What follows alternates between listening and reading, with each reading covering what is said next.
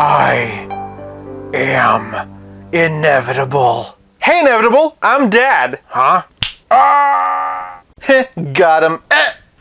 Welcome to 5 Points of Articulation, where I review action figures and then articulate 5 points to help you decide if you want to add that figure to your collection. The 5 points I discuss are packaging, presentation, posability, playability, and price. I'm Jason, and if you enjoy my content, please like, share, subscribe, do all the YouTube rigmarole.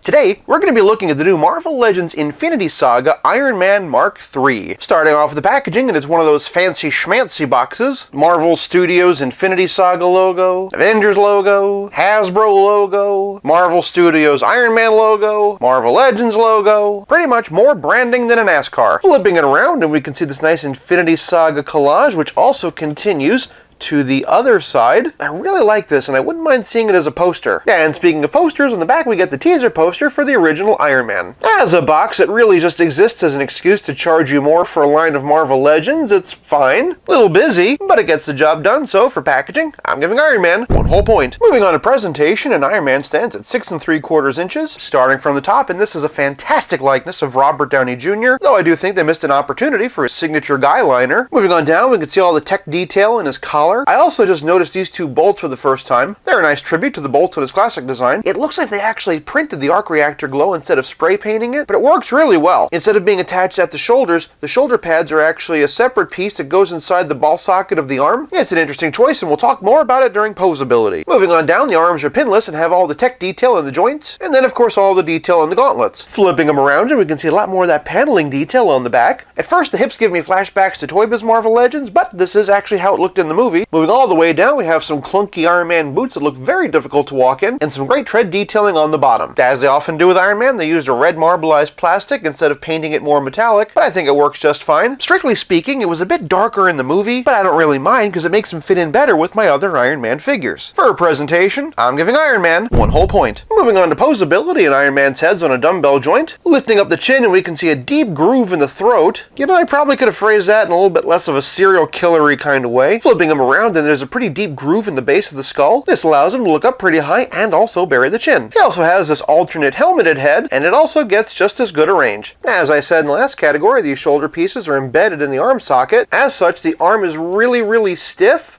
and I'm really kind of afraid of breaking it. The flexibility, however, allows it to raise just over 90 degrees. Of course, there's a bicep swivel, pinless, double-jointed elbows. The wrists are on a swivel hinge, but because of this backplate, they don't get any up, and to be honest, they don't really get much down either. Looking down at the cut of the waist, it appears that there's going to be articulation there, but really all the torso articulation is in the diaphragm. Utilizing both the diaphragm and the neck articulation, and he can get into some really great flying poses. Below the waist, he has ball-jointed hips. They also have drop-down hinges. This allows him to kick out a lot more. Near as I can tell, this is the first Marvel Legend to have these. Moving on down, he has thigh-cut swivel, mostly pinless double-jointed knees. It's worth noting that this particular rivet's part of the movie design, so it works just fine. Moving on down, and the ankle articulation is hindered a bit by this design. It hinges back just fine, but not much forward, and it also has side-to-side pivot. I'm not that big of a fan of toe articulation, but because of the way this foot is designed, if they wanted to use it here, I would have been okay with it. The shoulders might be a bit stiff, but they do get the job done, and it's always great to see new articulation engineering. For posability, I'm giving the Mark III 1 whole point. Moving on to playability, and like I said, he has this alternate helmeted head. He also comes with these alternate splayed out hands for flying or attack, or for raising the roof. They don't hinge, but they do come with the backplate pre-posed. They also don't come with any kind of a blast effect, which is a little bit of a letdown. I didn't make a note of it during presentation, but there is this bare hole on his forearm. Plugging into that hole are these mini rockets. This gizmo, which lines up perfectly with his backplate, and also a simple panel to cover the hole when not in use. Do watch out though, because this has fallen off a lot and could very easily be snatched up by carpet goblins. And of course, if you wanted to, you could use repulsor blasts from other figures in his boots. Also, it's not exactly movie accurate, but if you really wanted to, you could swap out some other Iron Man hands for the blast effects. Here we have the nice new hingy modular Iron Man, and over here we have the 80 years version. If you wanted to swap out a comic book style head to capture that more extremist era look, you absolutely could. Just be warned that it does look a little bit big. Conversely, you could also put Robert Downey Jr.'s head on a classic Iron Man body. But playability is more than just accessories, it's also about how well your figure interplays with others. So here we have an Iron Man Evolution. From the left we have the Walgreens exclusive Silver Centurion, then we have the 80 Years Iron Man, the modular suit, and of course the new one. If you're wondering why I didn't review the Silver Centurion, it's because I actually got him loose at a toy show. Seeing the four of them together, and you can really appreciate the comic book influences on the movie design, and if you wanted to, you could also use it as a stand-in for the Extremis armor in your comic book collection. For an Avengers comparison, here he is with Thor and Hulk. For a Marvel villain comparison, here he is with Kang, Red Skull, and Thanos. For an armored comparison, here he is with Civil Warrior, War Machine, and the Velocity Suit Spider-Man. Then for an egotistical billionaire vigilante comparison, here he is with a couple of different versions of Batman. So, what do you got? I got this sweet rubber suit. Oh.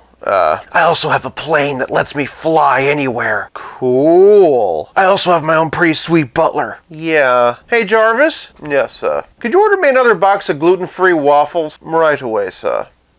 Oh yeah? Well, can you melt into the Stygian darkness, rendering yourself virtually unseen? Yep. Oh yeah? Well, tell me, do you have one of these? Alright, you win. For an MCU comparison, here he is with Black Widow from Captain America the Winter Soldier. As I said in my Spider-Man Evolution video, she's actually the only MCU figure I have. And speaking of Spider-Man, for a relative scale comparison, here he is with Pizza Spidey and the Spectacular Spider-Man. And lastly, here he is with Stealth Iron Man. Papa, why did you make me like this? If you're an MCU or an Iron Man collector, he's a must. And while some of the accessories aren't ones that I necessarily would have picked, you can have enough fun mixing and matching with other figures to more than make up for it. For playability, I'm giving the Mark III 1 whole point. This leaves us with nothing left to discuss but the price. At Target, this figure retails for $26. On the one hand, this is a completely new sculpt with limited reuse potential. On the other hand, regular Marvel Legends have crept up to $23, and most of those waves include new figures and also Build-A-Figures. Not only that, but to get the most out of this figure, I need to mix and match accessories with other ones. Don't get me wrong, it's a great figure, but bang for buck, the Mark III definitely misses the mark. For price, I'm giving the Mark III half a point for a grand total of 4.5 out of 5. I hope you enjoyed this look at the new Marvel Legends Infinity Saga Iron Man Mark III. Thank you so much for watching. If you like this video, do me a favor and give it a like. While you're down there, let me know which Iron Man armor is your favorite. I'll be back again real soon, but until then, play nice and have fun.